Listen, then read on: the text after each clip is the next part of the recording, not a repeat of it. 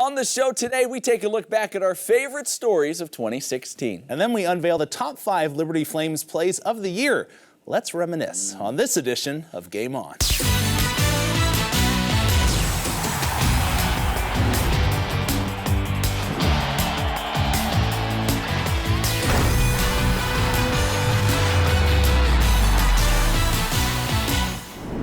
There, welcome into Game On. Thank you so much for joining us. As always, alongside of Rhett McGibbon, I'm Matt Warner. Yeah, you may notice a little different setup for us today, but we're just trying to relax on these nice chairs as we reflect on 2016. Yeah, with the new year upon us, we thought we'd look back at some of our favorite stories over the past year. And if you don't mind, Rhett, could I just go ahead and take the lead here? Oh, please do. Let me go first. I appreciate that. Well, my favorite story encompassed a few different aspects: a mother-son relationship, a passion for a cause, and a challenging athletic endeavor. All of these came together in a beautiful story about Rod Gladfelter and his bike ride across America.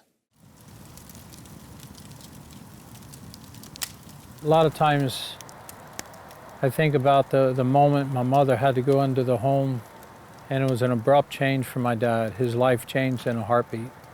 And he was with her for 64 years at home, and all of a sudden he was all alone. And I think about his words when he says, "Dementia is like losing your loved one twice." Rod Gladfelter was a quick study when it came to athletics. He didn't play a down of football until his junior year of high school, but record-breaking play landed him a scholarship at Liberty University. Despite a lack of playing experience, Rod found early success at LU. I didn't know a lot about football, but I learned it quick. And within 4 games, I was starting in the secondary.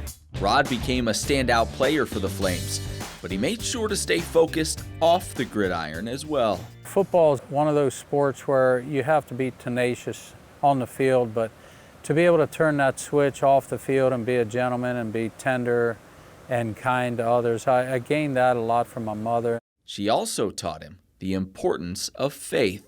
The love of God in her heart is what I noticed and what I kind of adopted in my own spirit.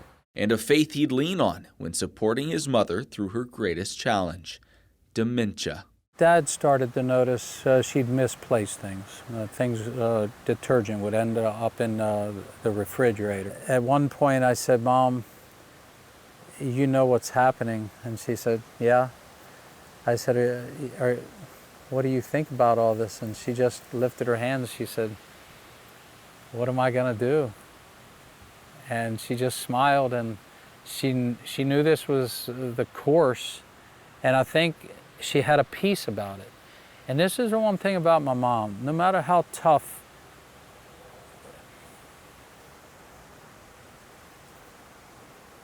things got, as tender as she was tough. But she leaned on the Lord. She just would lean back and kind of say, "Lord," I knew in her spirit she was letting God take control. Rod wanted to make a difference, but much like the loved ones of other dementia sufferers, he felt helpless. About a year ago, and I said, "Dad, I want to do something for Mom, and I don't know what to do, but I can help raise awareness for dementia. And I'm going to ride my bicycle from California to Pennsylvania. I'm going to ride right up to the nursing home, and I'm going to give Mom a big hug and say, I did this for you." Rod's trek began in Lake Tahoe. With 3,000 miles in front of him, he looked forward to the many opportunities he would have to raise dementia awareness. Rod attached a flag on the back of his bike with his mother's picture on one side and names of people affected by the disease on the other. My mother with dementia, and all the people that have dementia or Alzheimer's or Parkinson's get to a place where they might not remember family members. And if you think about it, even if the family member comes in to visit with them and they don't know them, then they live a lonely life because they don't know anyone. She's on the longest, loneliest road of her life. And I'm going to take the longest, loneliest road, and I'm going to try to put myself in her environment the best I can. The journey projected to take around a month, averaging about 100 miles per day. Rod stopped and camped at night and took every opportunity to share his story. It seemed like 100% of every time I've stopped somewhere, talked to someone, they always had someone in their family or a loved one that had dementia, Alzheimer's, or Parkinson's. and they asked if they could put their name on the flag too, and I wrote in their honor as well. Starting the Rockies, as you can see, this is a first summit, 4 miles it said. The soaring peaks of Colorado provided the toughest challenge, but for Rod, giving up was never an option. I was digging, grinding away, and I looked down at my computer, and I was only going 3.5 miles an hour, and you can walk faster than that. It was towards the end of the day, it was 122 degrees, and I said, "Dear God, I'm not getting off, I'm not walking, I'm gonna keep going." And about that time, the wind changed, and I saw something in the mirror of my bike, and it was the flags on my bike, and my mother's picture was dead center in the mirror of my bicycle. And it gave me motivation. I looked down, I was doing 5 miles an hour, and I said, yeah, this is good. There were even glimpses of what his mother must be feeling. There were several times on this trip that it became very emotional. I got so engulfed into her environment, noticing how lonely she must be. There was a heat wave out there, and the temperatures were 108 to 131 degrees for 14 days straight. And I was thinking about my mom, that if she gets hot, she can't tell anybody she's hot. If she gets cold, she can't tell anyone, I'm cold, I need a blanket. There were times when it gripped me so much that, I'd just break down, and being all alone, I could cry as hard as I wanted to. And I would just let it all out and talk to the Lord in the journey and pray for my mom. As he crossed into his home state, the ride was almost complete. He descended mountains, battled the sweltering heat, and gotten a glimpse of the loneliness dementia sufferers experience. Rod's journey, Wow, there they are. had finally come to its last stop. Hi, Mom. You're sleeping. I love you. Thank you, Lord, for my mom. Did this for you. Although the ride may have come to an end, Rod plans to keep fighting for his mother and all the other dementia sufferers who travel that lonely road. We get one shot at this day. When today's over, it's gone. So one thing in life we don't get back is time. So we have to make it count. Thanks to our Jonah Jabor for producing that piece. And Rod, that story continues to grow as since we aired it, Rod, who's a teacher, was allowed to share that video with a huge group of teachers within his district. So they got a chance to learn about his story and also become aware of a passion of his and something that is so special to him, raising awareness for dementia. I think it's amazing how he's just taking such a tragic disease, basically, and instead of just letting it overtake you and sadden you, he's making a bright thing out of it and sharing the love of Christ with others. Well, this next story is one of my favorites. I think it's so easy, Matt, just to get glued to the thought process that church is only the uncomfortable pews on Sunday mornings and putting on your best dressed clothes, but Mike Tyson, not the boxer, not the boxer. No. He showed me how he's using the great outdoors as a fantastic way to reach men with the gospel.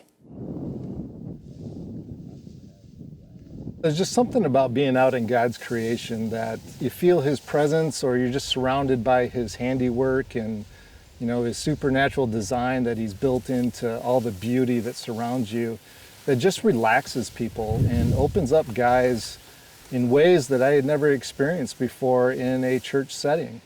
My dad and my brother and our family, we'd just always be out in the wilderness, whether it was hunting or fishing or canoeing or whatever it is. I think that really just kind of gave me that sense of needing to be out in the wilderness. It was right here in this location. I had been leading a bunch of men, and we were doing night hikes and devotionals up here in the woods at night, and that's just really when I started feeling God working in my heart to be able to minister to men through outdoor adventure ministry. One in particular, we actually took them whitewater rafting. When you're whitewater rafting and you're experiencing God's natural power through his nature, you start realizing real quick you're small and helpless in this big scary world sometimes. Then we took them spelunking, and then we also had them do a very challenging hike with very little food, and we wanted to cause a lot of tension and struggle and a little suffering on the trip. And when we did that, there was a lot of complaining and there was it was a rough day. But when we got back around the rest of that night around the campfire and we talked about the spiritual lesson that was brought out through that adventure, just great things happened. And guys just, some of them really connected with each other. Some, it was spiritual affirmation of things that they had already known, and for others, it was life transforming. When you go out into the wilderness, and if you're out there for any length of time, especially for over a day or two, you start to really think about other things. So you're not, the daily distractions of life are out of the way, and that really opens up your mind and your heart to the things of God just a little bit more. When I stepped out in faith to run the outdoor ministry, I didn't know how it was going to work, but I just knew that I had to do it. And then at that same time, God called me into the speaking ministry. Well, I wasn't qualified for that. In fact, a lot of times I feel like, Moses did, right? When Moses told God no 3 or 4 times, and I felt like God kept positioning me for the speaking ministry, but at times I'm like, who am I? I mean, why would anybody want to listen to me? And I don't have the skills. I'm not a great orator. I'm not, what do I have to offer? But over that time, I've taken time to learn my strengths, and I've realized that God has used my adventure stories, and He's used a lot of that and the humor that's kind of built into those stories to be able to reach people. I just want people to know that, regardless of who you are and what you feel like your strengths or weaknesses are, that God can use you. My verse has been Proverbs 16:9, which says, "In his heart man plans his course, but the Lord establishes his steps." God wanted me to do ministry, speaking to people, using the outdoors as a venue. Don't buy into those lies that you can't be used, because you can, because I'm a perfect example of it.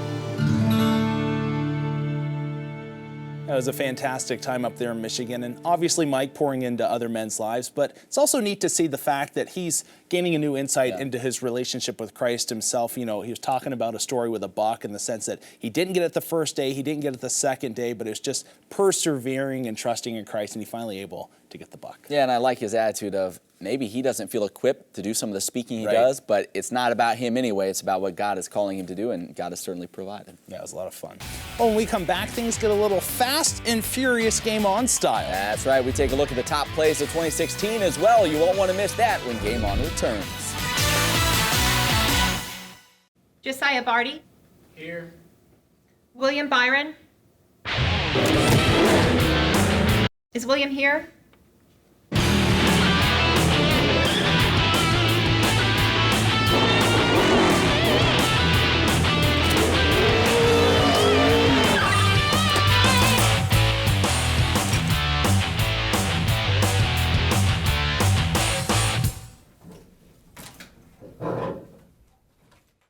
Hi, I'm William Byron, driver of the number 9 Liberty University truck for Kyle Busch Motorsports. Racing in the Camping World Truck Series doesn't leave a lot of extra time in my schedule, but I didn't want to put the brakes on my education. That's why, when I'm not on Liberty's campus, I continue my studies through their online program. While in the shop with Kyle and the team, I'm able to maintain a busy race schedule and continue pursuing my degree. Keep your education on track. Check out Liberty University online and on campus. I am Cheryl Brem, Mrs. Tennessee. Liberty has done an amazing job of preparing me for what I do now as Mrs. Tennessee and what I'll continue to do. Having been in the classroom, then an online student, then an online teacher, I really do believe in this type of education. It was so flexible. I mean, I could finish my coursework whenever I needed to, and I had a job at the time. So for me, I would go to work and then come home, get in my PJs, throw dinner on the table, and then finish up at night, and I'm so grateful for that. Being able to give into my marriage, give into my church, give into my job, and then being able to come home and finish up the degree, I couldn't ask for a better opportunity. I had a great experience with my online professors, getting answers back within hours, sometimes within minutes. I have seen Liberty from every angle possible, and I have nothing but great things to say because they really do care about you.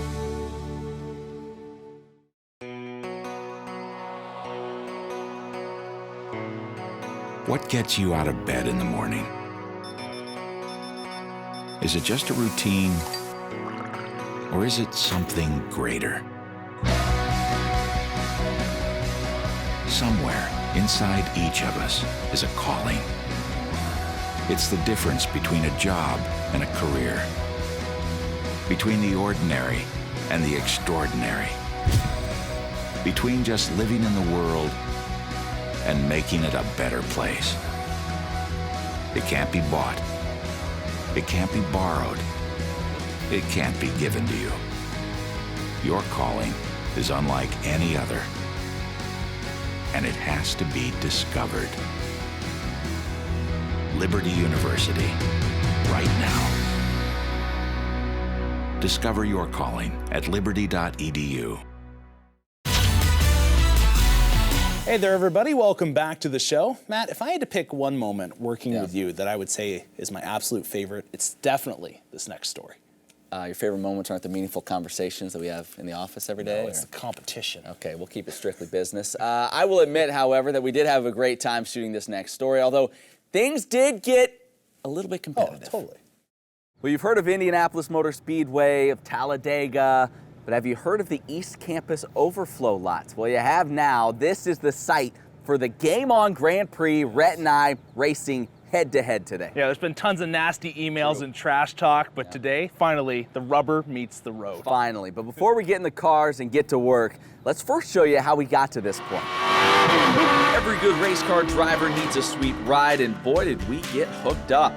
Mabry Automotive Group in Lynchburg, Virginia donated Nissan 370Zs for the Liberty driving experience, a promotional event put on for LU employees. But before Rhett and I could hit the track, they first needed to attach our favorite logo. No, Rhett, not that one. One of the most fun cars you'll ever drive in your life. The power, the handling, the agility of the vehicle for this type of road course, it's just absolutely perfect car. Be careful when you step on the gas. It will take you somewhere real quick. The cars were ready to go, but first we had a little paperwork. Why does it ask if I have a will? That's what I'm a little concerned. Does yours say that too? Breakfast of Champions right here. I'm told Dale Jr. eats one of these before every race. I lose a lot of things, Retsky's Rules, you've watched that. So hopefully today I can get my chance to win against, my counterpart here. Thing is, in college, I played a lot of Mario Kart, and people said, why are you wasting your time? Well, today is why, because I feel like those skills will transition to right now, and all those many hours that I spent playing that game instead of studying pays off today. Last night I got ready, I watched the classics. I watched Cars, Lightning McQueen. I also watched Gone in 60 Seconds just to get the blood flowing a little bit. So I'm feeling pretty pumped up today. Rhett was up first, and he was very confident that he'd win the first challenge. Yeah. Drives a Taurus. What do you think?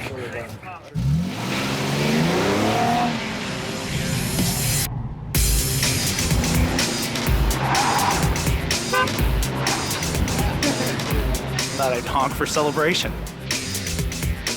I'm feeling pretty good about this, to be honest.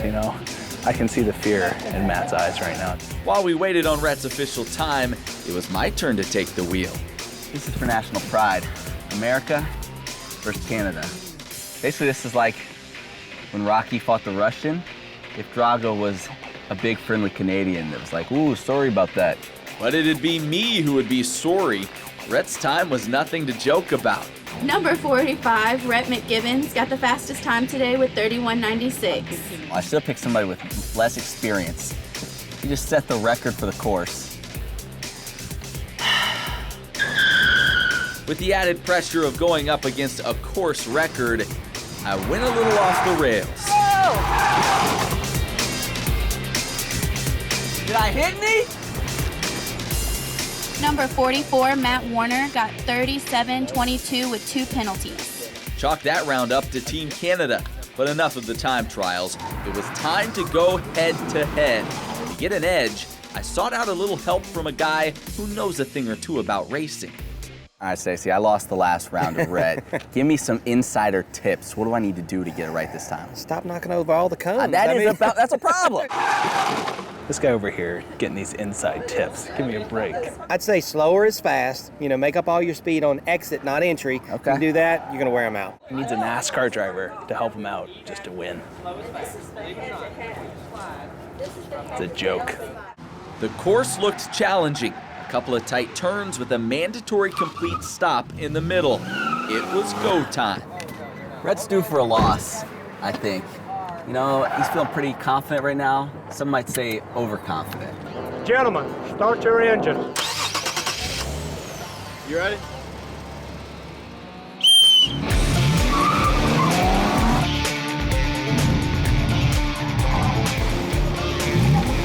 The race was close, but Rhett made a fatal mistake when he forgot to stop. You think he deserves a rematch? Yeah, I'll give him a rematch just because I want to have the satisfaction of beating him for real. That's the only reason I'm giving him a rematch. He should be kicked out of here, as far as I'm concerned. If it were up to me, he'd be gone. It would all come down to this.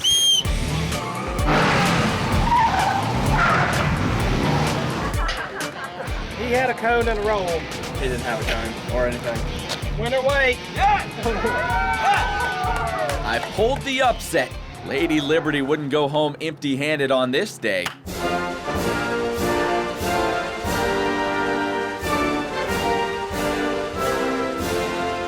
We ended up splitting the competition. Nice work. He's a cheater, though. We got that on camera right. And then it was time to celebrate.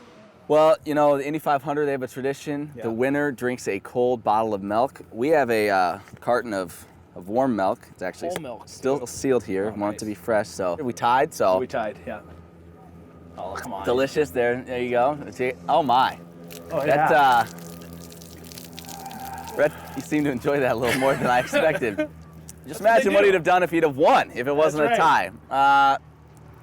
And on that note, I'm good. Okay. Thank you. I need some cookies to go with it. Great race, Rhett, and we'll see you back here next year. And next year, I'll be sure to bring some Oreos.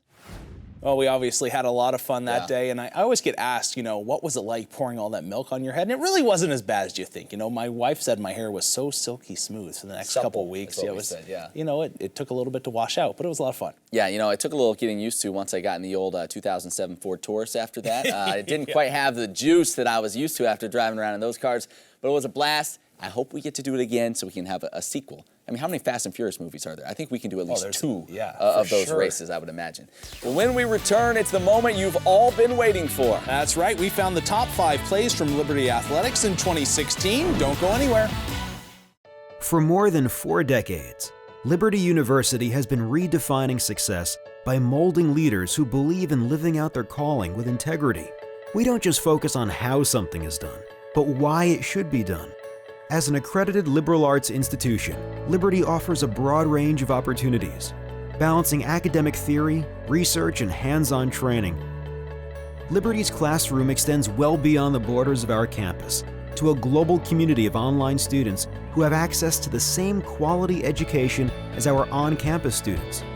Excellence at Liberty also plays out on the field through 20 NCAA Division I teams and 35 club sports teams.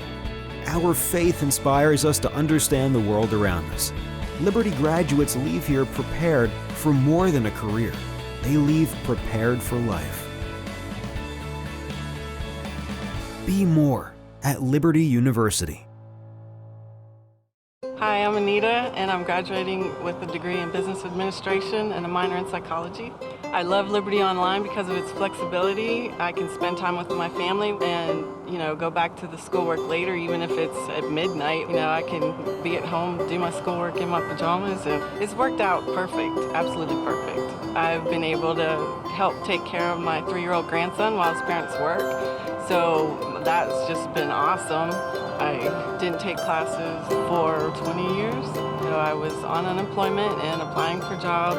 I had the experience, but I didn't have the degree that was usually required. Coming back as an older, more mature, wiser person, I did much better. You can do it. Don't underestimate yourself. I totally was underestimating myself, but I am smarter than I thought. I am especially excited to graduate because I will be graduating with my daughter. I can't wait to see what God has in store for my life.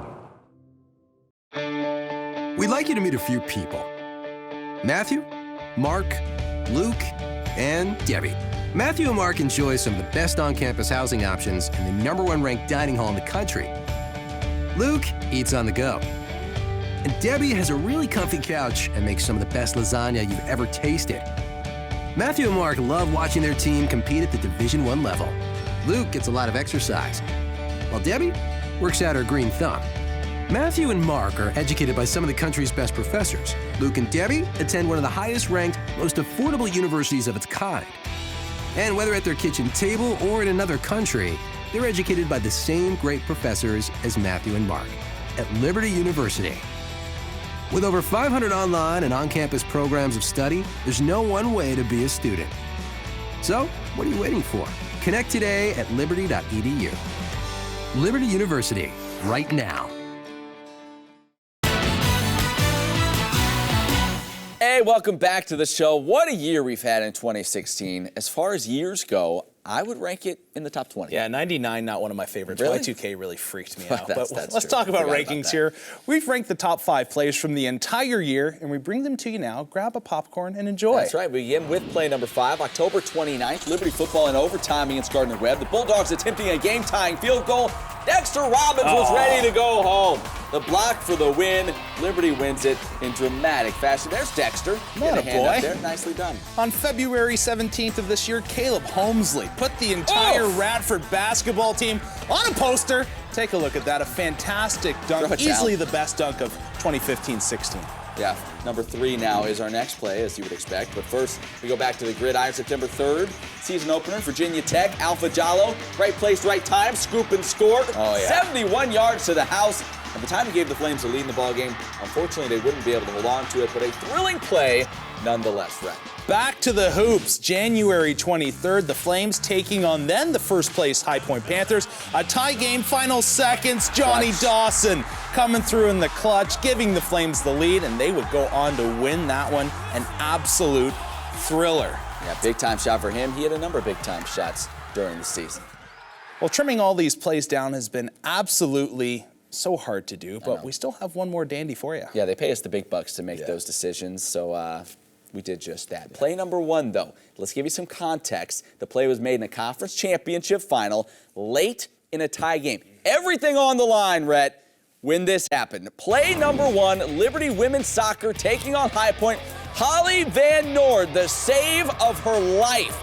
Saving not just the game for the Lady Flames, but also the season. That save kept the game tied at 1-1. Liberty would eventually win it in overtime, taking the conference title and earning a trip to the NCAA tournament. A legendary save for the legendary goalie, Holly Van Noord, going out with a bang. What a tremendous save. Absolutely fantastic. Flying in there, oh, love it. Absolutely. 2016, a great year. Certainly thanks to all of you that have watched along the way. We hope you'll continue in 2017. We would appreciate that. For sure. He's Rhett, I'm Matt. Hit us up on social media. But until next time, have yourself a merry, happy New Year. Yeah. Whatever you want to do. Enjoy.